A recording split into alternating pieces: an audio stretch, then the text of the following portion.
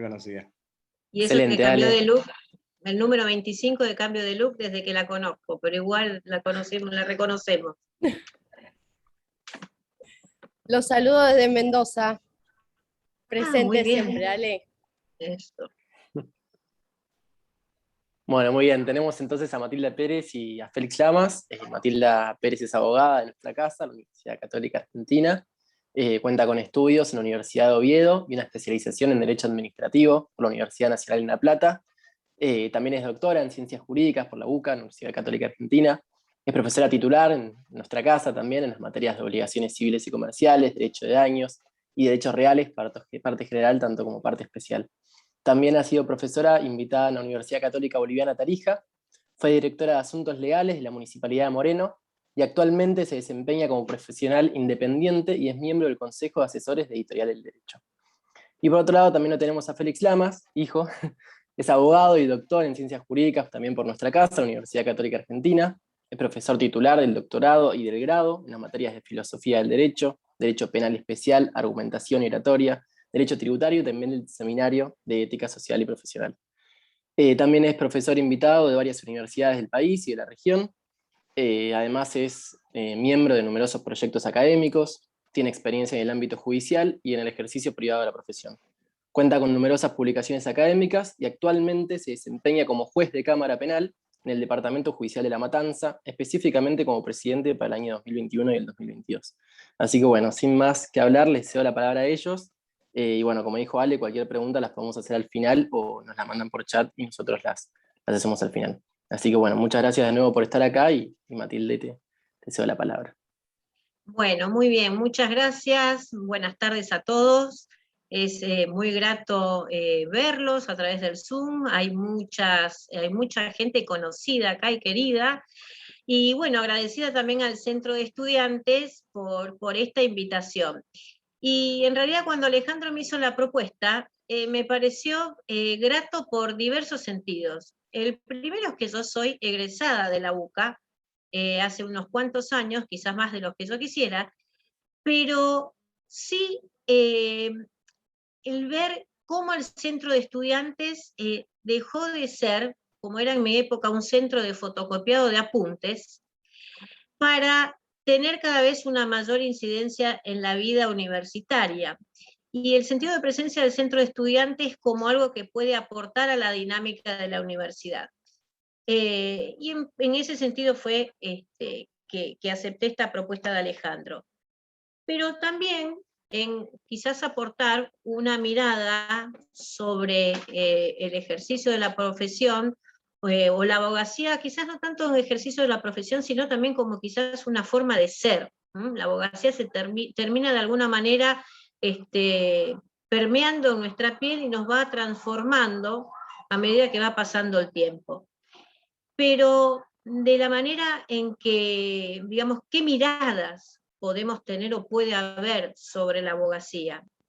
Y yo me voy a centrar quizás en las miradas del hoy y del ayer de la abogacía, para dejar en Félix quizás centrado todo lo que es el análisis de los valores que debe preservar y que debe de alguna manera difundir el abogado. Por eso voy a avanzar, voy a centrarme en esta faceta. Y hoy la realidad impone, y quizás estos contextos de pandemia aún más, que la profesión de abogado es una profesión que cada vez es una profesión más rica. Y tiene otra nota característica, que la profesión de abogado cada vez va dejando de ser una profesión solitaria. ¿Y a qué me refiero con esto? Que cuando uno está ejerciendo la profesión ya no es más esa idea del abogado clásico que se recibe, que se pone un estudio jurídico y trabaja, o pasa a ser abogado de empresas, o pasa a trabajar en la actividad judicial, o pasa a trabajar en, por ejemplo, una compañía de seguros. Sino que hoy los que egresan de la facultad, de las distintas facultades, tienen un campo de actuación que es mucho más rico, y es un campo de actuación que termina siendo transversal con otras ciencias, porque primero tenemos el impacto de las tecnologías en todas las áreas en las que nos movemos. De hecho, hoy estamos dando esta charla a través de la plataforma Zoom, Pero Félix es muy posible que la mayoría de las audiencias las esté tomando a través de una plataforma Zoom, cosa que era impensable hace un par de años atrás, sin ir más lejos. Pero también tenemos otra mirada en que el derecho también es transfronterizo, va más allá de las fronteras de cada país. Hoy las jurisdicciones también se empiezan a desdibujar. Entonces podemos estar dedicándonos, ejerciendo la profesión dentro de una empresa, y una empresa que realiza negocios dentro del grupo Mercosur, pero también lo puede hacer con la Unión Europea, o lo puede hacer con grupos de empresas. Y eso nos obliga a que desde las propias facultades se empiecen a abrir otras nuevas miradas, como el abogado ya especializado en relaciones internacionales o en el derecho internacional privado, que siempre aparecía como el cuco, la última materia, cuando nos recibíamos, y cada uno preguntaba, ¿para qué sirve el derecho internacional privado? Y hoy nos estamos moviendo todos los días en el ámbito del derecho internacional privado. Hay otras facetas u otras aperturas que se hacen de la profesión. Este es el abogado, un abogado que puede realizar su actividad dentro del campo privado, en la esfera privada, en estudio jurídico, independiente de la especialización de la que se esté hablando. Pero también hay una apertura desde el profesional que digamos que pasa a participar en la función pública en los distintos ámbitos. La función pública no pensada solamente como el abogado del Estado, o el abogado que litiga representando los intereses del Estado, o a través de aquel de la procuración que dictamina. Hoy el ejercicio de la profesión en el ámbito público también es muy rico. Recién mencionaba Ignacio que yo estuve trabajando en la Municipalidad de Moreno, y mi actividad centrada, y estoy hablando hace 20 años atrás donde no estaba toda esta apertura, mi actividad principal fueron grandes proyectos urbanos, y yo lo que hacía eran dictámenes jurídicos, pero toda la base de lo que yo tenía que trabajar era arquitectura, urbanismo y sociología, cosas de las cuales no sabía absolutamente nada, y sin embargo mi ejercicio de la profesión se fue ramificando a esas áreas. Cuanto más hoy, cuando estamos pensando en un Estado cada vez más gigante y cada vez más ineficaz, donde uno participar dentro de esa estructura estatal también enriquece y hace que uno pueda ampliar ese conocimiento. Pero lo podemos llevar también a otras áreas. Hoy la investigación, que la facultad, nuestra universidad, mejor dicho, está apostando fuertemente a la investigación, y por algo apuesta a la investigación, porque sin investigación la razón de ser de la universidad deja de ser. Y los profesionales que egresan de la universidad también encuentran en la investigación una forma de aplicar sus saberes. Y la investigación también de alguna manera nos abre fronteras, nos abre caminos. Yo, por ejemplo, siempre les cuento que hay todo un marco hoy que es el de la autorregulación, o la regulación que se hace puertas adentro, o el compliance, puertas adentro de las empresas, que es una suerte de especialización en sí mismo, porque cuando hablamos de autorregulación o de compliance estamos hablando de un ordenamiento jurídico, si se quiere, paralelo, pero el marco sobre el cual tiene que trabajar es la protección de los derechos con raigambre constitucional. O sea, fíjense que todas las miradas que les voy hablando son todas distintas facetas que poco tienen que ver con esa idea que tenemos del abogado clásico detrás de un escritorio rodeado de los tomos de la ley o del derecho o de jurisprudencia argentina, y atendiendo en los grandes despachos o en las grandes salas de reuniones. Y eso, como tal, esa visión del abogado prácticamente está extinguida, sin perjuicio que sigan existiendo esos hermosos estudios con esas hermosas bibliotecas, pero la dinámica es otra. Y también la profesión se dinamiza, se cambia, porque también ha cambiado la sociedad, ¿sí? Hoy el ejercicio de la profesión está en una dinámica que está atada también a lo que son los propios vaivenes de la sociedad. Y esa dinámica que va en cómo se ejerce o cómo se cambia la forma de ejercer la profesión, pero también cómo cada uno va encarando la profesión. Y si algo puso de blanco sobre negro toda esta pandemia, es que aquel que no se subió al barco de la nueva era se va quedando en el tiempo. Y yo siempre me acuerdo muchas veces, cuando estaba por entrar en vigencia el nuevo Código Civil y Comercial, en un ascensor de Uruguay 714, en los tribunales civiles, Nacional Civil de Uruguay 714, un señor grande en el ascensor que decía, yo no me voy a poner a estudiar el código nuevo. Dice, porque este es el versito de la teoría del riesgo y este verso ya me lo sé y no voy a estudiar nada. Yo no dije nada, charla de ascensor, buen día, buenas tardes, adiós. Pero me quedó siempre dando vueltas. Y realmente, quien se quedó con ese pensamiento, quedó ahí. Y la realidad nos va superando, pero nos va superando para bien, ¿sí? Nos va superando para bien.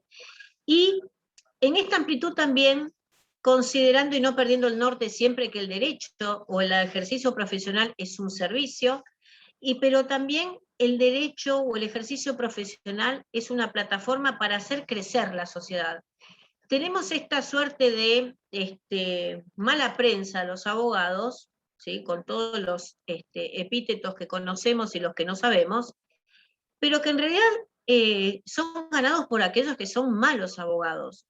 Y acá esto es algo que nosotros como abogados egresados de la UCA, además de este plus que tenemos, que es en nuestra formación académica, que es no solamente es una formación jurídica, sino que es una formación humanística y una formación en valores, tenemos un plus o una carga adicional que es transmitir ese sentido de hacer la profesión o de sentir la profesión a todos aquellos a los cuales va a estar destinado nuestra actividad, nuestro servicio.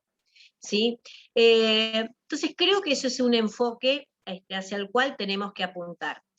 Las nuevas tecnologías son un gran desafío para todos, porque de alguna manera también son un gran cimbronazo para todo lo que es el propio ordenamiento jurídico y ni que hablar de la seguridad jurídica. Pero eso hace que tengamos o nos sirve nuestro andamiaje, nuestro conocimiento, para poder apostar a aquello que es desconocido o sobre lo cual hay lagunas. Hay un librito que lo leíamos en el secundario que se llama Flor Nueva de Romances Viejos, que era una suerte de revisión de todo el romancero de la Edad Media con la mirada de principios del siglo XX. Y yo creo que hoy en nuestro Código Civil y Comercial o el Código Penal o toda nuestra norma, todo el ordenamiento jurídico en general, es esta flor nueva de romances viejos. ¿Esto qué les quiero decir? Que lo que tenemos no es que ya no sirve más, no es que ya no exista, sino que tenemos que, como nunca, afianzarnos en esa base del conocer para justamente en nuestro ejercicio poder ayornarnos y llenar estas lagunas y llenar estos vacíos que crean situaciones de incertidumbre, situaciones de indefensión, en muchos casos situaciones de abuso frente a estos agujeros negros jurídicos, y es por eso que vuelvo a insistir en esto. Las nuevas tecnologías llegaron para quedarse, posiblemente cuando ustedes egresen, acá hay algunos que estoy viendo que están entre segundo año, tercer año, otros están más avanzados, ya es absolutamente el ejercicio profesional diferente a como cuando ingresaron algunos en el 2019, 2020 y 2021. Entonces, creo que un poco es esto, ¿no? El abogado clásico tradicional está siendo superado para bien, a mi entender, con estas posibilidades infinitas del ejercicio de la profesión. Actividad pública, actividad privada, organismos internacionales, ONGs, asociaciones de consumidores y usuarios, medio ambiente. Hay un montón de ramas nuevas donde no hay profesionales formados, donde falta conocimiento en muchos casos, y bueno, creo que de alguna manera estas dudas o estas expectativas que tienen ustedes, que muchos, los que están cursando conmigo, algunos de los que están acá, y lo veo allí, que yo les pregunté en el desafío qué era lo que pensaban de la profesión o qué expectativas tenían. Bueno, de alguna manera esto es parte de las expectativas de lo que se viene. Entonces, bueno, creo que esto es lo más trascendente, lo más relevante de lo que les puedo explicar o les puedo contar, quedando abierta, por supuesto, a las preguntas o sugerencias que ustedes quieran. Si te parece, Félix, te cedo el uso de la palabra. Gracias, Matilde. Bueno, ¿cómo están? Gracias al Centro de Estudiantes, representado aquí por Alejandro, su presidente, Ignacio Plaza Ayala, su secretario general. Bueno, chicos, me encanta estar acá. Y además me encanta el tema. Y da para mucho. Ustedes saben que este tema da para mucho y que a mí me pueden tener horas. Yo lo que les quería presentar era al abogado como signo y 3 superpoderes. Es decir, 3 superpoderes o habilidades que podemos ejercitar desde ahora, que son muy concretas, que tienen que ver con esto que decía Matilde, ¿no? El abogado de antes y el abogado de ahora, que son habilidades muy concretas para el ejercicio de la profesión. Yo creo que son necesarias, yo creo que no se dicen, creo que no están en TikTok, no están en nuestros manuales, no están en nuestros libros de ética, y que por lo menos a mí me han resultado súper necesarias, y son bien sencillas y bien simples, ¿no? Tienen que ver con esto del abogado como signo en la sociedad. Nosotros tenemos una función social, nosotros tenemos una responsabilidad grande en la sociedad, pero también tenemos una carga. Los abogados, yo los veo todos los días, vivimos con una carga muy grande. Y la verdad es que estamos muy agobiados, o en general están muy agobiados. Yo no me siento agobiado, pero es una profesión muy, muy castigada. Entonces, como decía Matilde, hay que adaptarse, y yo les propongo estas 3 superpoderes o 3 habilidades. Primero, recogiendo el desafío de Matilde de hace unos años ahora. Hace unos años yo me anoté unas cositas, ¿no? Vos entrabas, salías de la carrera, entrabas a una empresa y te quedabas. Te quedabas incluso, yo me recibí en el año 2000, 2001, tengo compañeros que entraron a una empresa y decís, bueno, ¿cómo estás? ¿Y bien? ¿Seguís ahí? Sí, sigo acá. Una empresa, una actividad. Entrabas al Poder Judicial y bueno, hacías tu caminito, despacito, ibas subiendo, ibas subiendo, ibas subiendo. Entrabas en la política, por ejemplo, las estructuras en los cargos políticos, que también entramos los abogados, eran estructuras mucho más fijas. La profesión era mejor vista que ahora, como dice Matilde, era mucho mejor vista la profesión de la abogacía. Los jueces eran mejor vistos. Hace unos años vos decías que eras juez y decías, no, voy juez. Hoy yo no le digo a nadie que soy juez. Lo oculto. Mi esposa también, mis hijas también, ¿verdad? Entonces, la abogacía era más nacional, como decía Matilde, nosotros ejercíamos en el ámbito nacional. Es más, cualquiera te decía, bueno, en realidad la abogacía es una típica profesión nacional porque hay otras leyes, de hecho no sirven en los otros países, etc. Era más estable, los tiempos eran más estables, era más fácil, había menos abogados. Hoy tenemos la globalización, la pandemia, la globalización que se extiende, la pandemia que se extiende y hoy se están haciendo todas las actividades, como decía Matilde, por esta vía. Entonces, por ejemplo, hoy hay reuniones que antes no había. Por ejemplo, yo doy cursos de capacitación en Walmart, ¿no? Y vos veías antes, y en realidad los cursos de capacitación, si bien ellos siempre tuvieron mucha tecnología con otros países, de repente hoy día no hay reuniones que sean solamente nacionales. ¿Sí? Es como que de alguna manera se naturalizó. Tenemos más inmediatez, todo se resuelve más rápido. Tenemos más virtualidad, tenemos más internacionalidad, menos tiempo, más cambios en las estructuras. Y de repente nos exigen a los abogados capacidades múltiples, poder realizar muchas tareas. Nos están bombardeando todo el tiempo de cosas. Los que se dedican a la profesión, mucho más. Te exige uno, te exige otro, y vos tenés que ir cumpliendo con todos. Te exigen adaptabilidad. Y ahí yo lo veo a Nazareno, la veo a Vale, a Pañeto, a Victoria, y digo, bueno, ¿a ustedes les molesta que les exijan de alguna manera más tareas, la multitarea, la adaptabilidad? No, porque son jóvenes, y dicen, bueno, yo me puedo adaptar. Ustedes tienen la cabeza elástica, tienen el cerebro elástico. ¿Cuál es el problema? ¿Qué es lo que se necesita? ¿Qué es lo que yo estoy viendo hoy? Lo veo con los abogados que vienen a mis audiencias, lo veo con mis amigos, lo veo con los que están en la actividad política. Están agobiados, no les da el tiempo, no saben qué hacer. Y hay una virtud que es muy antigua, que nosotros lo podemos tomar como virtud y como orden, que es el orden. El orden como fin y como virtud. Lo primero que les digo es, a mí me hubiera gustado que me digan, Félix, el orden se trabaja. Es una virtud que se trabaja. A mí me hubiera gustado que me digan, cuando yo era estudiante, que había un método, por ejemplo el método Pomodoro, ¿verdad? Que es estudiar 25 minutos y 5 de descanso. Y en esos 25 minutos no toco el celular. Es más, lo tengo puesto en el, ¿cómo se llama eso que no es cronómetro? que es que te va tirando el tiempo para abajo. Temporizador. Temporizador. Lo tenés en temporizador y el celular está muerto, está en temporizador. Y tenés 5, y haces 4 periodos Pomodoro, y después haces 20 de descanso. ¿Sí? Yo lo aprendí un poco más de grande, lo aprendí quizá como Matilde, cuando hicimos la tesis doctoral. Yo tenía periodos que eran más largos, con de estudio que eran 45 minutos y 15. Pero esta época te exige periodos cortos de máxima concentración. Te exige foco, te exige concentración. Yo, por ejemplo, hoy tenía que atender las facultades donde doy clases, tenía que atender la cámara, tenía que atender la audiencia. Si yo no tenía periodos de 25 minutos donde no atiendo el celular, donde no respondo, aunque sea mi mamá, aunque sea una audiencia importantísima, aunque sea un problema gravísimo, yo no podría hacer las cosas que hago. Entonces, orden, uso del tiempo, el orden como virtud. El orden se va trabajando. Entonces, es necesario que el abogado hoy tenga agenda. Siempre fue necesario, pero hoy es mucho más necesario que nunca. Agenda con horarios, agenda que sea indisponible para los demás, agenda que se impone a los demás.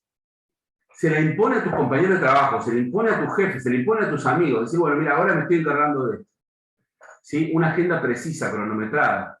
Es necesario las reuniones con orden del día. Antes vos entrabas en una reunión en una empresa, te sentabas, te ponías a charlar un poco sobre el día, después ibas viendo. Hoy, si vos no tenés un orden del día, las reuniones son de 20 minutos, de 15 minutos, el orden del día es todos tienen que ver con la cuestión leída, todos tienen que ver con la cuestión cerrada. Y después lo que yo siempre aconsejo en mi trabajo, a la gente que trabaja conmigo, ¿no? A los chicos cuando fui más formador, ¿no? Cuando yo era secretario en un juzgado era mucho más formador que quizás ahora como camarista, es objetivos. Es decir, yo llego a trabajar y tengo que tener 5 objetivos del día. ¿Sí? 5 objetivos concretos. Bueno, un objetivo es arreglar la persiana porque me está entrando la luz. Bueno, ponerlo como objetivo. Si no va a estar todo el día ahí. Otro objetivo es contestarle a Ale Pontel que me hizo esta propuesta. Lo que sea. Objetivo, terminar la demanda de tal. Así. Los objetivos claros, objetivos pocos, claros y que los voy cumpliendo. Objetivos en el trabajo, objetivos cuando llego a mi casa, objetivos cuando estoy en la oficina virtual. ¿Sí? Pero eso, chicos, se entrena hoy, se entrena ahora. Yo me levanto muy temprano, la verdad, y me acuesto muy tarde, no soy ejemplo para nada. Pero tengo todo el día compartimentado. Y si no lo tuviese así, no podría hacer nada. Hay un video que muestra, que le dicen a una persona, le dicen, bueno, tenés que separar las avellanas de las almendras, ¿no? Y la tiran en un frasco. Y tenés que hacerlo en 30 segundos. No sé si alguien lo vio en TikTok. Entonces, bueno, la persona se pone a separar las avellanas de las almendras y nada, pasan los 30 segundos y no terminan. En cambio, le decís a esa misma persona, saca las avellanas. Saca las avellanas, le sobran 5 segundos. Y en realidad está haciendo lo mismo. ¿Sí? Es el foco, es el orden. El orden es una virtud. Algunos autores clásicos decían que es la virtud necesaria para las demás virtudes. ¿Sí? También lo dice incluso San Agustín. Pero es el marco de nuestro día, el marco de nuestro quehacer diario. Si ustedes no tienen orden, no van a poder desarrollar ninguna actividad física, no van a poder hacer meditación que quieren hacer, no van a poder trabajar, no van a poder generar dinero, no van a poder ser útiles en ningún trabajo, no van a poder cumplir la función social que tienen, ¿no? Entonces, orden como primera virtud. Segunda virtud, y también viendo lo que pasa con exalumnos, colegas, etc. Como decía Matilde, nosotros tenemos mala prensa, la justicia, los abogados. Hay muchos abogados malos, como decía Matilde. Hay dificultades para conseguir trabajo, muchas dificultades. Yo veo exalumnos, yo estoy en contacto con muchos exalumnos, y veo la dificultad grandísima del primer trabajo que es potente, ¿no? Porque muchos estudios, con perdón de los estudios que no lo hacen, se aprovechan, como siempre lo digo, de los estudiantes de esta universidad. Y especialmente los estudiantes de universidades privadas, que más o menos tienen la vida encaminada. Entonces lo van teniendo con un sueldo corto, con una pequeña zanahoria, y cuando llega Alejandro Pontel a 5º año, dice, yo con este sueldo no me puedo independizar. Yo con este sueldo no sé tu situación, Alejandro, pero con este sueldo no puedo vivir, no puedo. Y entonces intentan cambiar, es difícil, el ascenso en el trabajo, es difícil conseguir trabajo. Los que ejercen la profesión están hoy muy angustiados en general, y se vive mucha carga, se vive muchísima presión, ¿no? En la abogacía. Ahora, esta presión hace que muchas veces los abogados, que supuestamente somos los que tenemos que dar confianza, somos los que tenemos que dar seguridad, somos los que tenemos que dar tranquilidad, somos los que tenemos que dar paz. Estamos agobiados, angustiados, estamos mal, llevamos mal la vida. Chicos, yo hablo con ex compañeros míos, le digo, ¿cómo andás, Malena Guevara? No, callate, no me hables, no me hables. Así. No, es levantar un teléfono, es el chat de compañero de la facultad, que es una cosa que es deprimente. Y acá hay otra virtud que a mí me sirvió mucho en mi vida, es más, yo les diría que es el gran motor de mi vida, que es una virtud clásica griega, que se llama entusiasmos. ¿Sí? Entusiasmos u optimismo vital. Para mí es la virtud fundamental, es de alguna manera vivir con alegría, es vivir con optimismo, es vivir con confianza, es vivir sabiendo que las cosas van a pasar, vivir sabiendo que todo pasa. Los griegos lo llamaban entusiasmo porque el héroe, el que se metía en el laberinto, el que se metía en el mar, el que entraba en el bosque lleno de fieras, los demás le decían, ¿cómo vas a hacer, flaco? O sea, te estás metiendo en un dragón. Te estás metiendo y tenés que ir a buscar el anillo y pasar la montaña de Mordor. Te estás metiendo y esto, ¿y cómo vas a hacer? ¿Cómo vas a hacer? Y él le decía, yo voy. Yo me la banco y yo voy. Entusiasmos era porque se sentían poseídos por el Dios. Enteosiasmoses, entusiasmos, ¿no? Es el origen de la palabra entusiasmo. ¿Por qué? Porque sabían que lo que estaban haciendo estaba bien. Estaban protegidos por los dioses porque era el camino recto, era el camino verdadero, era el camino bueno. Si ustedes hacen lo que tienen que hacer, si ustedes responden a su conciencia, si ustedes responden a su esencia, si ustedes tienen confianza de estar en el camino correcto, entonces tengan confianza, entonces vayan con confianza. Esa confianza es alegría. A veces se suele llamar como optimismo vital, por ejemplo en la Eneida lo llaman magnitudo animi. ¿Cómo hace Eneas para llegar, ¿sí? Para cumplir con su cometido, para zafar de las sirenas, ¿no? Para zafar de los lotófagos ¿sí? Es optimismo vital, es magnitudo animi, ¿sí? Es tener el corazón rebosante de confianza. En mi caso yo tengo confianza en Dios y tengo confianza en las elecciones que fui haciendo, en las elecciones rectas que fui haciendo. Obviamente que nos equivocamos un montón, ¿no? ¿Verdad? Todos nos equivocamos. Pero lo importante es que las grandes elecciones sean rectas. Porque vos sabés que estás haciendo lo que tenés que hacer, que no le estás fallando a tu conciencia, que no le estás fallando a tu corazón, que no le estás fallando a tus principios. Y ahí vas. Y si van, chicos, les va a ir bien. El otro día, miren, la semana pasada hablaba con una chica que había entrado en una fiscalía que le había costado un montón, yo la había ayudado lo más posible, habíamos conseguido que entre, y estaba tan mal, estaba tan deprimida por su trabajo, por cómo veía su futuro. Y entonces me decía, bueno, Félix, decime, ¿qué hago? ¿Renuncio? Y le digo, o sea, renunciar. Estuviste luchando 5 años para entrar a la justicia. ¿Vas a renunciar por una situación particular? ¿De un jefe, de un puesto, de lo que fuese? ¿Estás pudiendo vivir? ¿Estás pudiendo comer? Bueno, metele.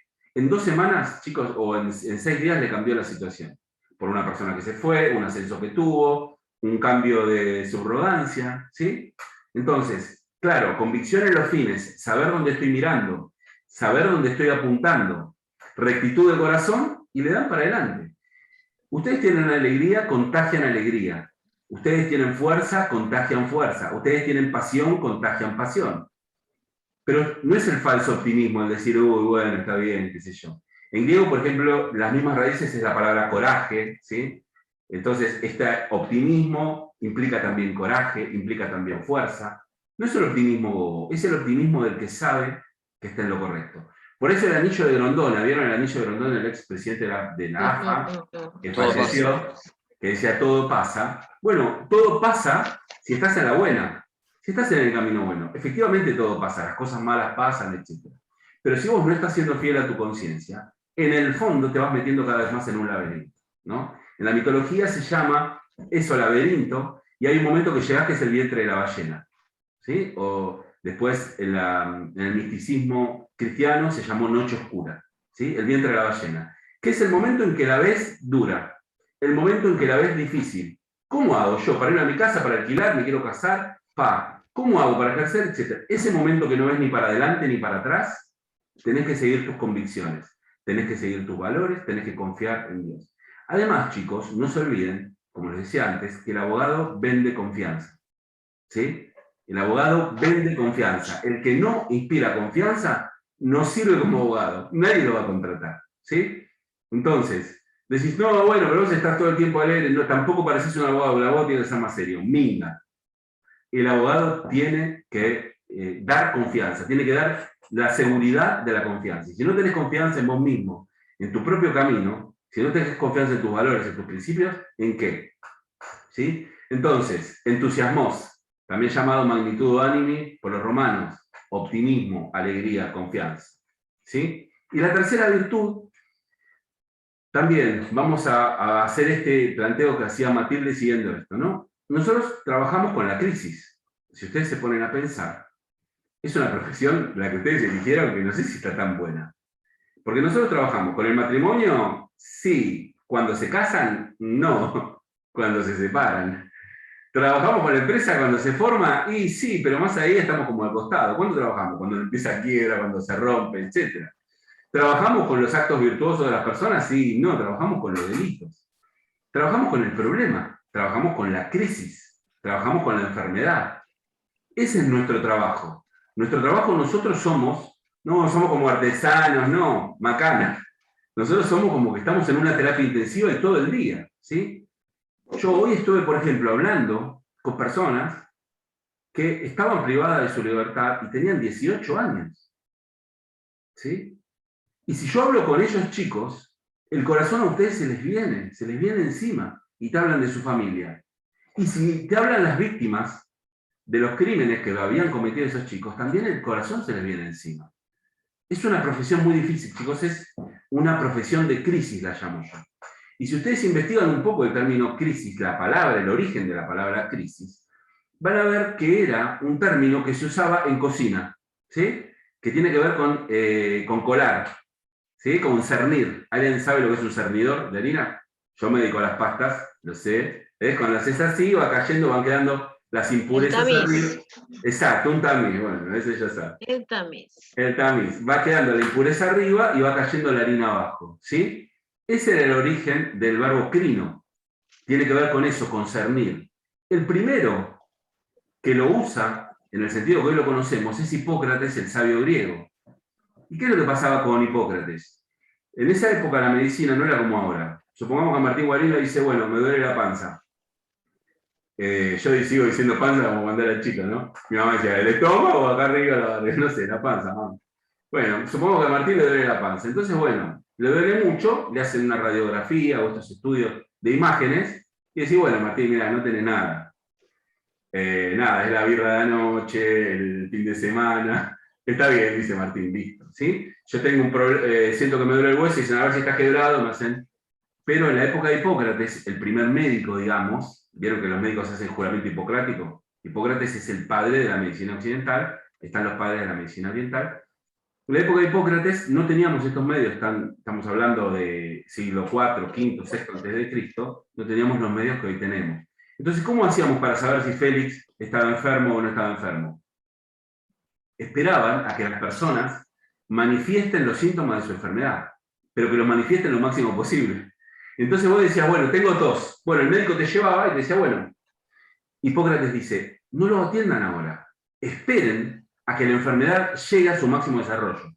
Así yo veo cómo es la tos, veo, perdónenme la expresión, que escupe, veo cómo se le va poniendo la piel. Es decir, esperemos hasta que la enfermedad llegue hasta su máxima expresión. Y cuando la enfermedad llega a su máxima expresión, Hipócrates la denominó crisis. Dice, vamos a usar la palabra para este momento. ¿Por qué? Porque es el momento de discernimiento. Es el momento que yo puedo ver los síntomas claros para curar la enfermedad. ¿Sí? Entonces, nosotros vivimos, nuestra profesión es una profesión de discernimiento. Nuestra profesión es una profesión de crisis, sí, pero para avanzar.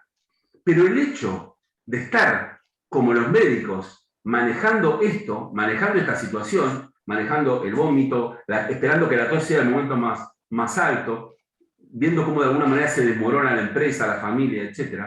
Eso, además de todo lo que les dije antes, nos da tensión, nos da ansiedad psicológica, nos causa intranquilidad. ¿Sí? Entonces yo les pregunto a Victoria Casabayó, a Agustina Villavicencio, Lucho Oliva, María Julia Fabre, etc. Les pregunto a todos ustedes, Lara, Ali, Agostina, ¿Cómo hacemos para trabajar en una profesión así?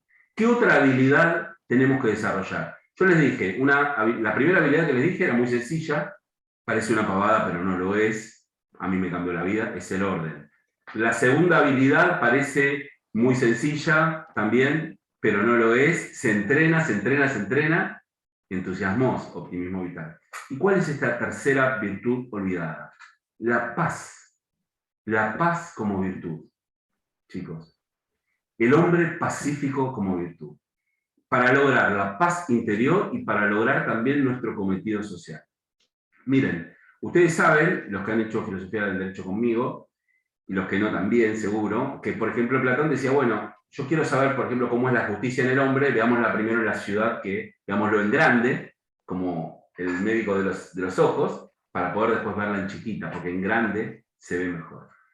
Entonces veamos un poquito cómo es la paz en general en la ciudad, muy chiquitito. Les voy a contar solamente lo que me decía un profesor que tuve en primer año, que quizás Matilde lo tuvo, que fue Alfredo Di Pietro, profesor de Derecho Romano, un excelente profesor, autor de varios libros, y nos contaba el término paz en Roma, que quizás a alguno de ustedes ya se lo conté, ¿no?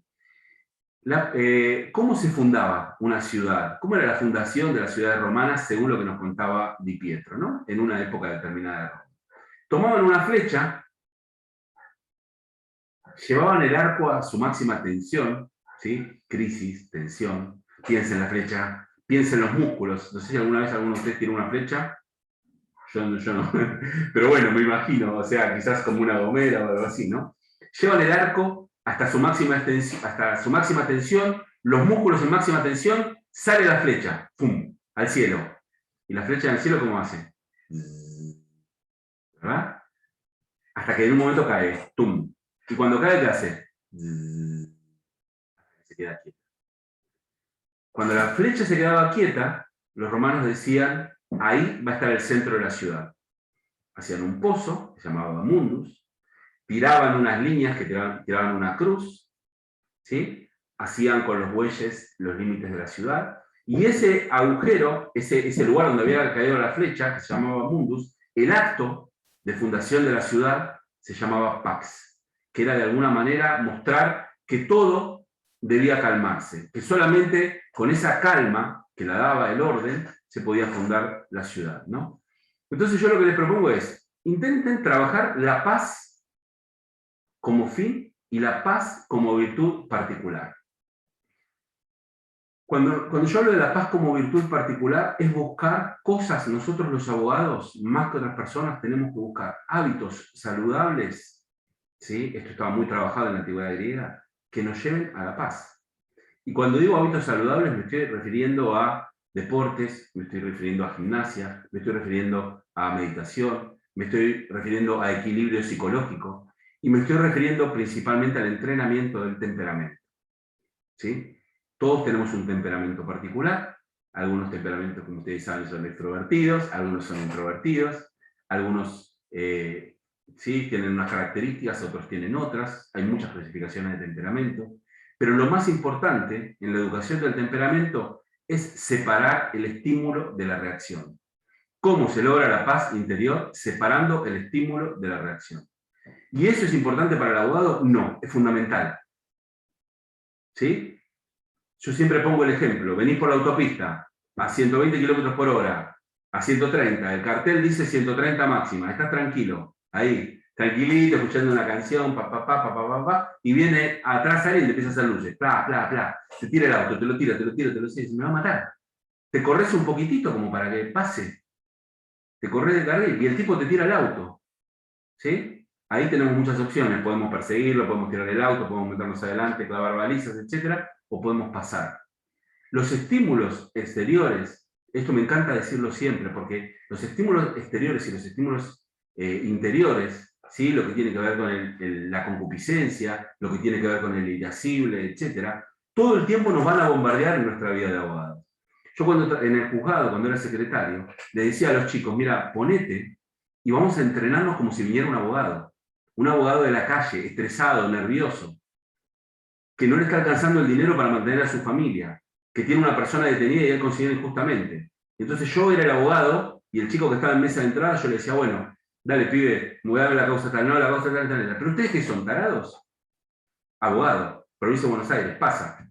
Pero pibe, vos no sabés nada, dame con alguien que sepa. ¿Sí? Dale, pero salí de acá. Che, gordo, que venga el gordo para acá. ¿Sí? Ese entrenamiento. Ese entrenamiento, ¿y qué hago? ¿Cómo separo el estímulo de la reacción? Poniendo tiempo.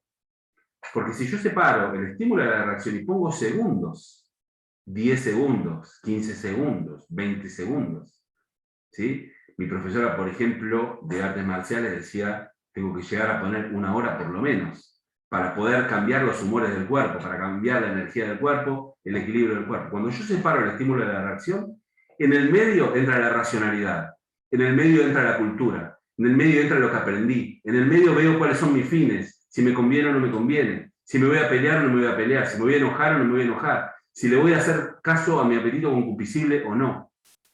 ¿Sí? La paz interior, chicos, se trabaja. Y se trabaja haciendo que los demás no sean los que modifican nuestro temperamento, no sean los que modifiquen nuestro día. Tuve un muy mal día. ¿Por qué? Y porque vino Bruno Macitelli y me gritó. Es un problema, digo Bruno porque sé que nunca me gritaría. Es un problema de Bruno, ¿verdad? Entonces, separo el estímulo de la reacción. No, pero Bruno es mi jefe. Separo el estímulo de la reacción. Pienso, veo qué hago. ¿Sigo eligiendo este trabajo si Bruno es mi jefe o no lo sigo eligiendo? ¿Sí? Entonces, desarrollar la paz interior. Yo creo que cuando me preguntaban los chicos qué significa ser abogado, yo creo que ser abogado significa ser constructores de paz. ¿Sí? Ser constructores de paz en las ciudades. Porque la paz que nosotros buscamos es la paz en la que se funda la ciudad. La paz que nosotros buscamos es la que soluciona la crisis. La paz que nosotros buscamos es el fin del conflicto. Nosotros no trabajamos para que el conflicto sea creciente. Nosotros deberíamos trabajar para lograr la paz. Entonces no es feo trabajar con la crisis. No, chicos, porque nosotros estamos buscando la paz. Entonces, ¿qué significa ser abogado? Para mí significa ser constructores de paz. Significa ser constructores de ciudades nuevas y pacíficas. Y para hacer eso tenemos que primero construir paz en nosotros mismos, en nuestros corazones. Bueno, estas son las 3 virtudes que quería decirles, los pequeños 3 superpoderes. Bueno, muchas gracias Félix y Matilde, la verdad que por lo menos, no sé el resto, pero a mí me ha parecido que fueron excepcionales las cosas que dijeron los dos, y sobre todo, la verdad, bueno, muy estimulante, ¿no? Porque también es como que la pandemia, yo creo que a muchos alumnos, sobre todo los de primero y segundo, entenderán también acá, es como que, bueno, nos sacó un poco de la motivación, quizás puso un poco más borrosas las perspectivas de la carrera, y bueno, la verdad que las preguntas son, que las cosas que han dicho han sido clarificadoras, por lo menos para mí, desde mi punto de vista. Bueno, ahora vamos a hacer un espacio de preguntas para algunos que quieran hacerlas, me pueden escribir, pero bueno, directamente le pasamos la palabra a Vale Siriex, que ya me había pedido para hacer alguna pregunta, así que Vale, adelante. Bueno, primero que nada, muchas gracias por la charla. También, como dice Ale, fue motificadora y igualmente a mí todo lo que es online me encanta. Cursar online para mí es lo más. Pero bueno, aparte de eso, voy de lleno con la pregunta. Bueno, me gustaría retrotraerlos al momento en que terminaron la secundaria, o sea, llevarlos a ese momento y desde ahí preguntar, ¿elegirían de nuevo ser abogados? ¿Elegirían de nuevo esta profesión? Esa es la pregunta. Bueno, yo Sí, diría que sí. aclaro. Perdón, ¿está Matilde ahí?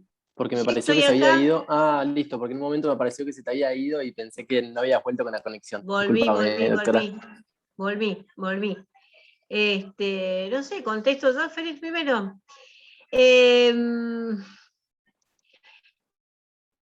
Yo en realidad elegí mi profesión cuando tenía 9 años. Tengo ya unos cuantos añitos que la abogacía de alguna manera se transformó en parte de mi vida. Y si me preguntan hoy si la volvería a elegir, la volvería a elegir. La volvería a elegir. Quizás cambiando algunas cosas, yo tuve un poco, siempre fui inquieta, siempre fui curiosa por naturaleza, con lo cual yo mi actividad de abogada pasé tanto por la función pública, en la actividad privada, trabajé en el ámbito del notariado, pero siempre buscando algo que me enriqueciera más y apuntando a lo que hablaba Félix también, digamos, el sentido de responsabilidad que tiene el abogado y la necesidad de desarrollar esta fortaleza de escindir lo que es la actividad profesional con la vida personal. Uno va, digamos, de alguna manera va aprendiendo a ser resiliente, pero también a entender a los demás. Y el abogado muchas veces tiene que contar de esto de hasta 10, hasta 20. Todo eso es parte de la riqueza de la profesión. Yo sin dudas la volvería a elegir. Y la volvería a hacer en la UCA. Y esto no es, lo estoy haciendo de publicidad, sino porque realmente lo vivo así. Bueno, sí, yo estoy de acuerdo totalmente, que suscribo, como antes escribí, todo lo que dice Matilde. Hola, Vale. Yo siempre lo cuento, quizás, no sé, ya me siento viejo, tengo 44 años, pero siempre cuento lo mismo. Yo elegí la profesión desde la literatura, cuando leí El Conde de Montecristo, a los 12 años. No sé si ustedes lo leyeron o vieron la película. Es terrible porque es un pibe que viene de un barco, re bien, que le acaban de dar un ascenso, llega, hasta su novia, su mejor amigo, y nada, lo acusan de algo injusto y lo mandan preso a una prisión de piedra La isla terrible. de If. Exacto, y el mejor amigo se queda con la novia, o sea, terrible. Pero a mí lo que más me sorprendió fue, ahí aparece una especie de juez, que en realidad es medio como un juez y no juez, que es el que decide la suerte, el que lo manda a la cárcel, al protagonista, y que lo está por dejar libre porque se da cuenta que él no era responsable de traición, lo acusaban de traición con Napoleón Bonaparte, etc. Se da cuenta que no es culpable de traición, entonces lo va a exculpar, lo va a sobreseer, diríamos hoy, pero cuando lo está por sobreseer se da cuenta que en realidad el culpable era su propio papá, es el papá del juez. Y entonces el tipo dice, no, se da cuenta ahí por la carta que dice, no, y lo manda a la cárcel. Y entonces yo ahí dije, qué basura este juez, qué porquería. Mirá cómo para defender a su papá termina, y después me quedé pensando, digo, ¿cómo haces para mandar a tu padre a la cárcel? ¿Cómo haces, qué profesión, qué hay que estudiar para tener este discernimiento, para tener esta fuerza, para tener esta valentía para hacer lo que tenés que hacer? Porque la mayor parte de los mortales ya hubiéramos hecho eso. Entonces yo creo, a mí me llamó mucho la atención, porque yo digo, hoy está muy desgastada la profesión, como decía Matilde, ¿no? Pero en definitiva yo me encontré con lo que pensaba que me iba a encontrar.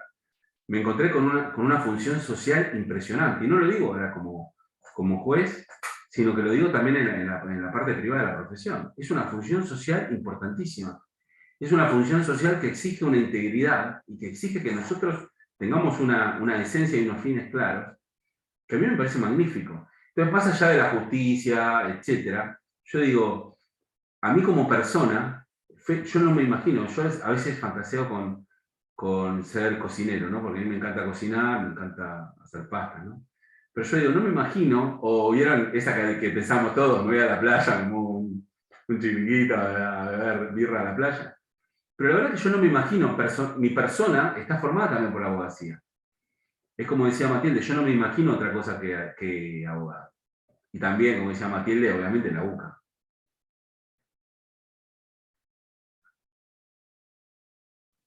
Bueno, muchas gracias y a ver, ahí había pedido la palabra, si no me equivoco, Lucas Acosta, así que a ver si puedes activar el micrófono. Sí, gracias. Nada, primero quería saludar a los chicos del centro y a los dos que hablaron, los dos profesores. Pues bueno, esta charla la verdad que está buena porque o sea, va más allá de lo académico y son, digamos, consejos que a veces son necesarios. Y yo creo que ahora nosotros, yo estoy como delegado también, lo que deberíamos hacer, nuestra función, debería ser llevarlo un poco más allá, quizá tener un poco más de concurrencia, porque estos consejos la verdad que son bastante útiles y yo creo que acá hay mucha gente que les serviría, entonces, bueno, quizá nosotros como el centro, los demás que están en el centro, que veo que hay varios, quizá deberíamos también apuntar a eso, a que más chicos se interesen en estas charlas. Y después ya pasando al discurso, ¿no? A la charla, o sea, noté varias veces que más que nada el problema actual de la abogacía y también de la sociedad en sí, viene siendo como por cuestiones como superfluas. Noté muchas veces que se habla de problemas económicos, Por ejemplo, yo varias veces he escuchado cuando hablan de un abogado, de un juez, o sea, la crítica que se le hace es a esa gente cobra un montón de plata y, o sea, no hace nada, por ejemplo. Y que quizá ni es verdad, pero, o sea, ¿por qué piensa que hoy en día todo gira en torno a eso? ¿Y qué consejos se nos puede dar a nosotros? Porque también en ese caso esa chica que tuvo tanto para ese trabajo y quizá ahora que está trabajando, no conozco su situación personal, pero sí conozco gente que llega a ese trabajo y dice, pero voy a ganar esto. Quizá dejando de lado otras cosas, como por ejemplo la función social que decía. O sea, ¿qué consejo puede dar con respecto a eso? No sé si se entendió la pregunta. Félix, Bueno, ¿arrancás vos o arranco yo? dale, como quieras. Es igual. Yo creo que Bueno, va a hablar Matilde. bueno, listo. Mira, como en todo, yo creo que esto de alguna manera a veces son planteados en algunos espacios, algunos medios, y que en realidad son parte de algunas grandes falacias. La cuestión no es si vos estás bien o mal, digamos, remunerado, sino, digamos, cuál es la actividad que vos estás desarrollando. Me parece que me quedé colgada hablando sola. No se te escucha, ¿eh? Me parece que sí. Bueno. El tema no es la remuneración o no, si es mucho, si es poco, si estás bien remunerado. Todo el mundo piensa que el abogado es alguno de estos abogados mediáticos que uno lo ve en la ostentación, y el juez es el que tiene el super salario, la super remuneración, y que prácticamente va 6 horas al juzgado, se vuelve a su casa y se le solucionaron todos sus problemas vitales. Creo que la abogacía participa de las mismas problemáticas que tiene cualquier profesión liberal, o de acuerdo a que la profesión se realice una relación de dependencia o prestando un servicio como el de justicia. Por supuesto que si una persona en su trabajo, como en cualquier ámbito, está bien remunerada, es un aliciente más. Pero en el caso de la profesión de abogado, por lo menos esto es en mi perspectiva, uno muchas veces tiene, o sea, no muchas veces, siempre tiene que tener la integridad personal por sobre los condicionamientos económicos. Condicionados económicamente en Argentina estamos todos, ¿sí? Porque si la ministra dice que Suiza es aburrida, la realidad económica argentina también es muy diferente a la realidad económica suiza. Así que yo creo que de esa perspectiva, el decir que gana mucho, que gana poco, que el juez gana mucho y por eso está en el juzgado 6 horas, creo que son falacias. Yo no puedo hablar por Félix, pero sí puedo hablar, yo nunca estuve dentro del ámbito del Poder Judicial, pero sí me consta de los profesionales que son comprometidos en el trabajo que hacen, y hay jueces, hay muchos jueces que son, la mayoría de los jueces no son los jueces que se ven en la tele dando vueltas, por ejemplo, sino que hacen con un granito de arena, construyen una casa entera. Y lo mismo hay abogados que con muy poco, ¿sí? O con muy poco, con las cosas muy difíciles, sin embargo, logran justicia para los justiciables, para sus clientes, y en muchos casos no tiene nada que ver la retribución monetaria. No sé, Félix. Sí, yo pienso lo mismo, Matilde. Y lo que decís, Lucas, es muy cierto, porque en realidad es la época, como dice Matilde. Es una época de mucha superficialidad, ¿verdad? Y también donde se asocia el éxito a lo económico, ¿no? De hecho, hay algunas religiones y después algunas derivaciones de sectas que asocian el éxito económico a la bendición de Dios, ¿no? Entonces dicen, si a vos te va bien económicamente, significa que sos un bendecido. Y muchas personas también así lo creen. Lo que pasa es que en la abogacía es muy importante el decoro, es muy importante la imagen personal, es muy importante la confianza que das, la seguridad que das, pero no es tan importante como en otras profesiones que el cliente vea un éxito económico. El cliente tiene que ver que vos lo vas a apadrinar. El imputado, si vos sos juez, tiene que ver que sos una persona que es una persona incorruptible, ¿sí? En otras profesiones vos vas a ver que entrás y entonces vos tenés las oficinas, lo que más vende es los empleados cómo están, las oficinas donde están ubicadas, etc. En la abogacía tuvimos de alguna manera una época, cerca de los 90, que era así, pero después nos dimos cuenta que todo eso era mentira.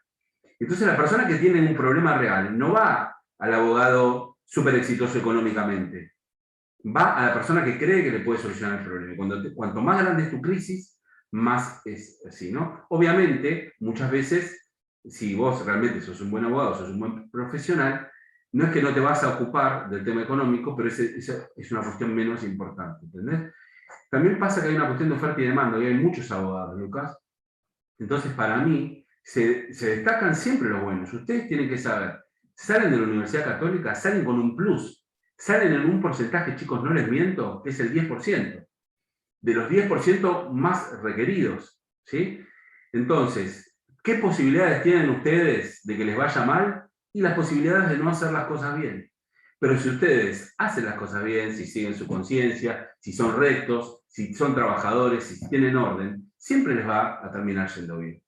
Los abogados muchas veces, para mí tenemos que ser, hay una medusa, que es muy chiquitita, tiene 2 centímetros, que es el único animal inmortal, descubierto por la ciencia, ¿verdad? Pero, ¿qué es lo que pasa? Nace, va creciendo, está en edad de reproducción, envejece, y después no se sabe cómo, genera algo, y si no hay un predador que la mata, vuelve a renacer y vuelve a empezar. Niñez, infancia, adolescencia, vejez, etc. Los abogados en esta época, para mí, nosotros nos tenemos que todo el tiempo adaptar, todo el tiempo renacer, y también económicamente para sobrevivir económicamente. Por eso les decía los abogados multitareas. Pero este renacer es con orden, primero infancia, después. Entonces, no querer las cosas demasiado rápido, tener humildad, pero saber quiénes son ustedes. Aunque a vos no te parezca, la cuestión económica es importante, porque es importante que el abogado tenga tranquilidad.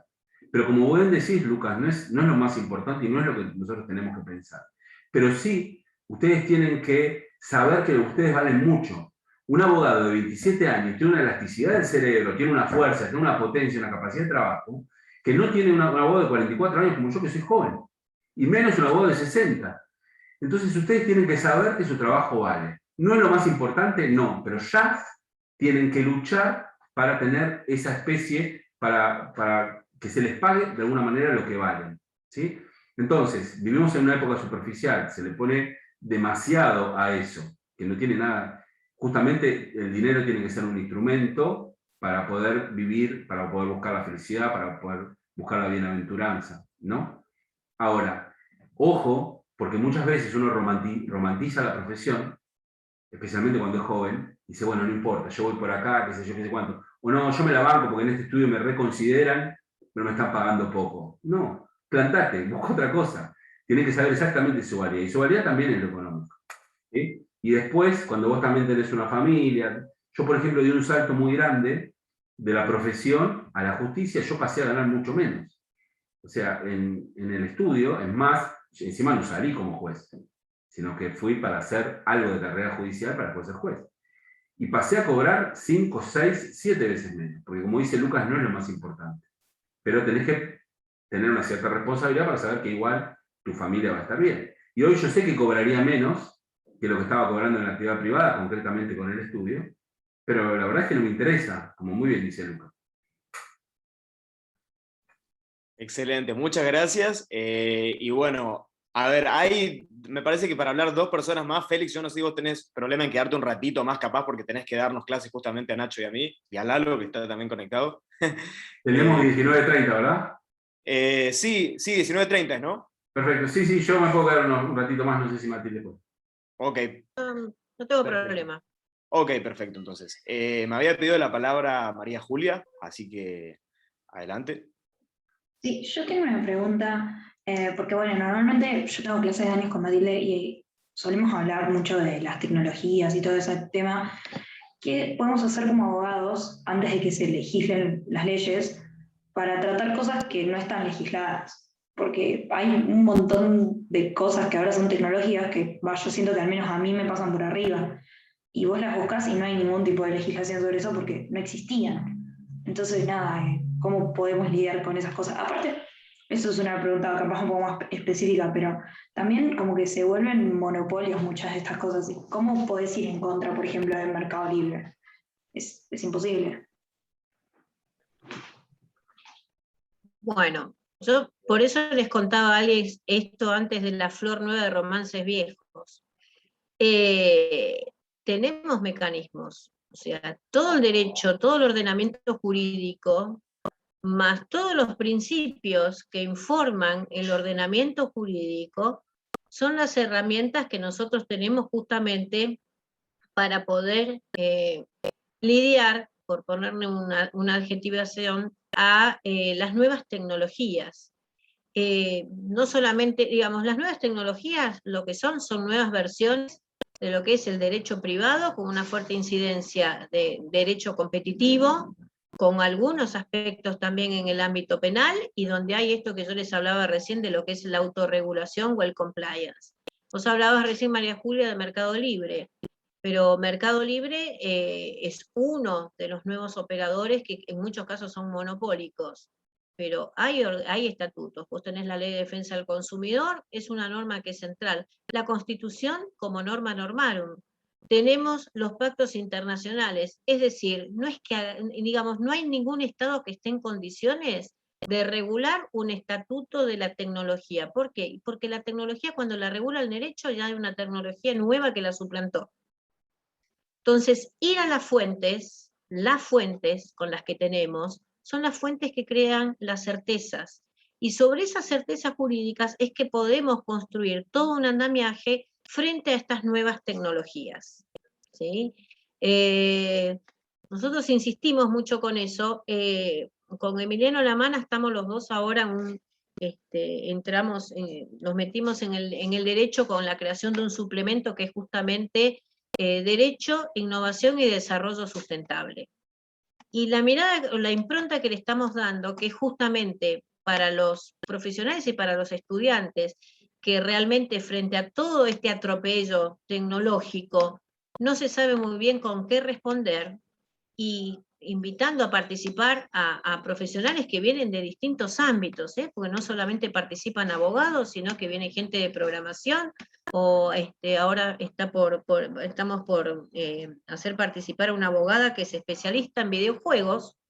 Fíjense qué especialización más nuevita, y siempre se abreva del viejo derecho, porque es donde tenés la respuesta para todas estas cosas. O sea que yo creo que en este sentido tenemos que bajar un poco digamos, la tensión o la ansiedad sobre decir, no tenemos a dónde correr, con qué vamos a hacer un contrato, o a defender un cliente, o a hacer una propuesta, o a cómo vamos a desarrollar, por ejemplo, una aplicación.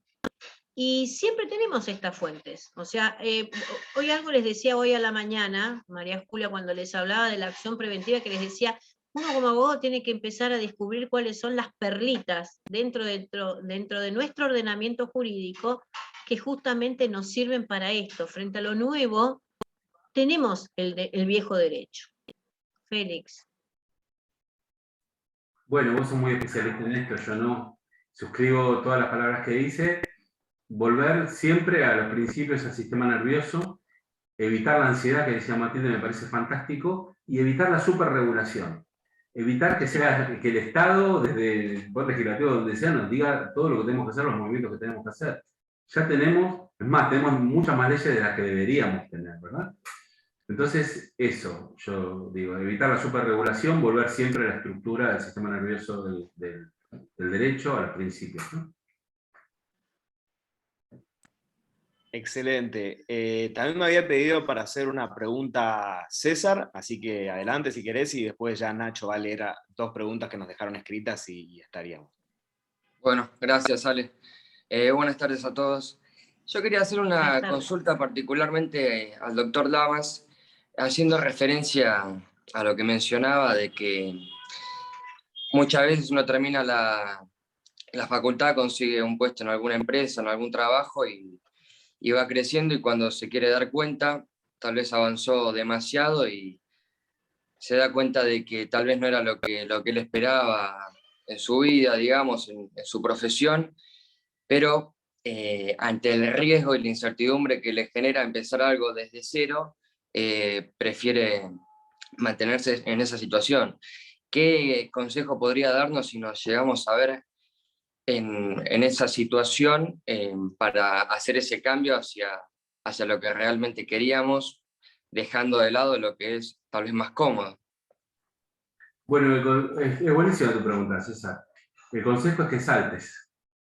Siempre saltar al riesgo, siempre salir de la zona de confort y siempre ir al lugar que es realmente tu lugar. Cuento mi experiencia, que es autorreferencial, pero creo que te va a servir. Yo tenía 35 años. 35 años cuando me di cuenta que el derecho tributario me encantaba, pero no me gustaba ejercerlo. O sea, me encantaba el derecho tributario como rama para enseñarlo, quería seguir enseñándolo en la facultad, quería seguir haciendo capacitaciones, pero no me gustaba el ejercicio. Tenía 35 años cuando me acordé del sueño del conde de Montecristo que quería ser juez, ¿entendés? Y ya tenía esposa y tenía 2 hijas. Y tenía que saltar al vacío porque no podía concursar desde ahí. Y entonces entré en la justicia de la provincia de Buenos Aires como oficial mayor, como empleado. El sueldo no me alcanzaba ni para pagar los gastos fijos. Tenía unos ahorros, mi contador me dijo, más o menos tenés 5 años para sobrevivir. ¿Entendés? Y entonces salté y me dijo, si en 5 años no conseguís un sueldo, estás frito, flaco. Y llegué a mi nueva oficina y vino el secretario de ese juzgado y me dijo, ¿qué hace un oficial mayor con abrochadora cuando el secretario no tiene abrochadora? Y me sacó la abrochadora. Y yo llegaba a la noche a mi casa y tenía una angustia. No quería mirar a mis hijas ni a mi esposa de la culpa que tenía. Pero fue la mejor decisión que tomé en mi vida. Y a los 2 meses, confianza, vientre de la ballena. Magnitudo animi, gnostiqué, decían los sabios, ¿verdad? Recordar los consejos de los maestros. ¿Sí? Nada, le seguí para adelante, a los 2 meses fui secretario, casi uno diría de casualidad, no se le metí. Concursé, me fue mal, todo el mundo me decía, Félix, a vos te va re bien siempre, te va bien en los concursos para ser juez. Concurso para ser juez y me va mal. Primer concurso me va mal, segundo concurso me va mal. Digo, ya que estudié voy a rendir para juez de cámara. Rendí 80 concursos para juez de cámara, me fue bien en todo. Y después podía casi elegir en dónde quería quedar, ¿entendés? Entonces, mi consejo es, si vos te quedás en el lugar donde es el lugar donde es cómodo, donde tenés una cierta comodidad, o donde estás, pero sabés que no es tu lugar, ese lugar se va a denigrar, como una casa que no le haces pintura, etc. Ese lugar se va a denigrar, las paredes se van a llenar de humedad y te va a caer encima. Entonces, ni siquiera va a ser el lugar que vos conocés hoy, porque no tiene que ver con vos, no tiene que ver con tu esencia, no tiene que ver con tus dones. ¿Cómo puedes dar paz? ¿Cómo puedes dar seguridad? ¿Cómo puedes dar confianza si no es tu lugar? Entonces, si seguís ahí, quizás vas a poder seguir comiendo, pero vas a ser una persona amargada, triste, sin futuro, como tantos, ¿no? En una oficina. Entonces, siempre, mi consejo es dar el paso. Siempre salir de la zona de confort. Siempre saltar, obviamente, tenés que pensar, ver cómo lo haces, buscar primero tener algo antes de dar el salto, ¿sí? Pero mi consejo es siempre salir de esa zona de confort o de ese lugar. Nunca es tarde para cambiar. Yo te diría, mira, es más, si yo me doy cuenta hoy, después de mi experiencia de vida, a los 70, que en realidad lo mío era hacer pasta, yo me voy, ¿eh? Me voy a hacer pasta y no me ve mal la cara, olvídate. No sé si está contestada, César. Sí, muchas gracias. Perfecto. Gracias por contar su experiencia también. De nada, un placer. Me encanta la autorreferencia. Bueno, muchas gracias César también y a todos obviamente por la participación tan activa y obviamente a los expositores por responder, ¿no? Porque bueno, es como un poco, son temas muy emocionales, me imagino. Nacho, si querés hacer las preguntas que nos habían dejado en el formulario. Dale, sí. Bueno, como dijo Ale, igual son temas que dan para charlar mucho, la realidad es que son para estar hablando mucho tiempo, así que estas 2 preguntas las voy a hacer juntas, así no se alarga tanto, que también son para hablar bastante tiempo. La primera pregunta es, ¿cómo sienten que la UCA los influenció a ustedes, tanto como personas, como profesionales, o en su pensamiento? Y la segunda pregunta, digamos, también personal para ustedes, ¿qué es lo más gratificante de ser abogados? Y también, ¿cuál es el modo en el que piensan, no, en el que uno puede realizarse, digamos, en virtud de esta profesión? O sea, personalmente, ¿no? Hablando también. Bueno, estas son las dos preguntas. ¿Hacemos una y una, Matilde? Elegí la que vos quieras. Está muteada, Matilde. No, ahora ya me desmuteé. ¿Cómo influye la UCA en uno? Y la UCA es como una marca a fuego, creo yo, ¿no? Yo durante muchos años di clase en la Universidad de Buenos Aires y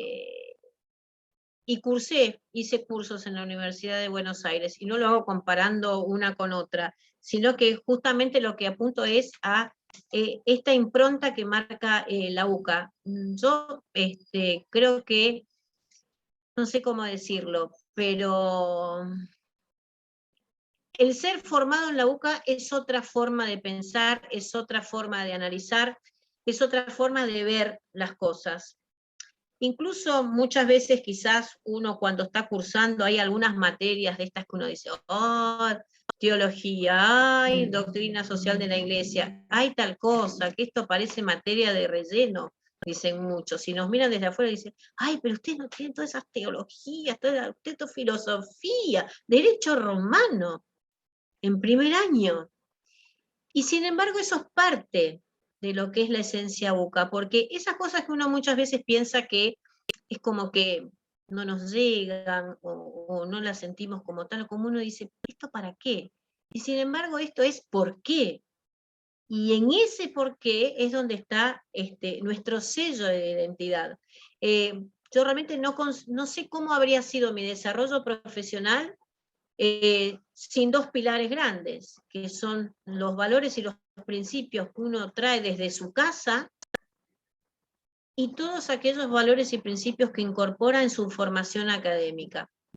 Y eso también, y un poco apuntando a lo que decía Félix, cuando uno no está cómodo en un lugar porque la casa se empieza a resquebrajar y a llenar de humedad, eso es parte de las tomas de resoluciones que uno va haciendo a lo largo de su vida profesional. Y acá también pecando de autorreferente como Félix, esta forma de ver las cosas y esta forma de la mirada que uno tiene en su formación como profesional y su formación en valores, a mí de alguna manera a mí tuve varios, digamos, puntos en el ejercicio de la profesión que me marcaron. Yo en la Municipalidad de Moreno fue un trabajo que amé, fue el mejor trabajo que tuve todos porque era digamos, vinculaba el derecho administrativo con el derecho civil, pero mi punto de quiebre fue donde la presión política se me quiso imponer en mis dictámenes jurídicos. Y ahí fue donde comprendí que tenía que dejar algo que me apasionaba y me encantaba, pero no podía claudicar en mis convicciones. Y siguiendo en la autorreferencia, también tuvo otro gran quiebre en el 2013. A mí no me pasó con el derecho tributario, no me gustaba ejercer el derecho tributario. Yo la pasaba mal ejerciendo la profesión, porque dejé de disfrutar el ejercicio de la profesión. Y me volví a replantear, ya bastante grande, diciendo, a mí, ¿qué es realmente lo que me gusta del ejercicio profesional? Y es la docencia, que fue mi primer amor cuando salí de la facultad y volví a la docencia. Pero esta impronta UCA creo que es la que me marcó durante estos puntos de inflexión en la profesión, por esa formación tan particular y tan enriquecedora que nos da. Así que esa es mi perspectiva. Félix. Bueno, gracias Matilde, me encantó escucharte, y antes también, aprendo mucho. Bueno, yo la parte de lo más gratificante, bueno, tiene que ver con esta función, ¿no? De reparar. Yo creo que el abogado, me encanta eso. Y tiene que ver también con la UCA, porque también es la visión cristiana de la abogacía, ¿no? El cristianismo rescató el término misericordia como aplicar el corazón en la miseria del otro, pero en la miseria es en el problema del otro, en el drama del otro, en la aflicción del otro. Y chicos, resolver crisis buscando la paz, aunque muchas veces no lo resuelvas, aunque te acerques a eso, es una función realmente para mí de superhéroe, vuelvo a las palabras de superhéroe, porque es hermoso empezar el día buscando algo que va más allá, ¿no? Y tiene que ver con esto de entusiasmo, porque siempre es con la confianza. Yo no sé qué haría sin Dios en mi vida, y tampoco sé qué haría sin una visión cristiana de la abogacía. Para mí sería desesperante. Absolutamente desesperante. yo sería malísima persona. Pero realmente, porque digo, no sé qué haría. Entonces yo creo que lo más gratificante es eso, es intentar poner el corazón en la crisis, buscando lo que les decía antes, la paz. Bueno, muchas gracias Félix, Matilde, la verdad que ese cierre me pareció espectacular y bueno, que también carga un poco de sentido el lugar donde estudiamos y todas las cosas que quizás, como dijo Matilde, uno muchas veces ve que son un poco pesadas como teología y todas esas cosas, pero yo creo que le agregan, ese es el valor agregado que tiene nuestra facultad y nuestra comunidad justamente, y bueno, me parece bueno reconocerlo. Me pidieron si podían dejar los dos un mail de contacto para, bueno, algunas preguntas probablemente, así que si quieren escribieron en el chat mientras los despido y termino de agradecerles a todos, la verdad, por su participación, como siempre, en nombre de Nacho, en nombre de Bruno, en nombre de Vicky, que también está, en nombre de Lautaro. Como centro de estudiantes, a nosotros, la verdad que, bueno, ver que se suman a nuestras actividades, ver también a los profesores que se interesan por venir a contarnos su experiencia, bueno, también hablando del sentido, le da como sentido a todo lo que hacemos, a la energía que le ponemos a esto y quizá también a algunas angustias. Pero bueno, les quiero agradecer de parte mía y de parte de todos, y bueno, espero poder volver a verlos en otras actividades que estemos haciendo, y bueno, estamos en contacto, tienen todos nuestros teléfonos, así que bueno, muchísimas gracias por haber participado. A disposición, Ale. Gracias a vos, a ustedes. Lo mismo digo, gracias a ustedes. Fue muy lindo verlos, a muchas caritas que están por acá, así que bueno, ahí estaremos en la próxima. Bueno, muchas gracias, nos vemos. Nos vemos. Ahí está.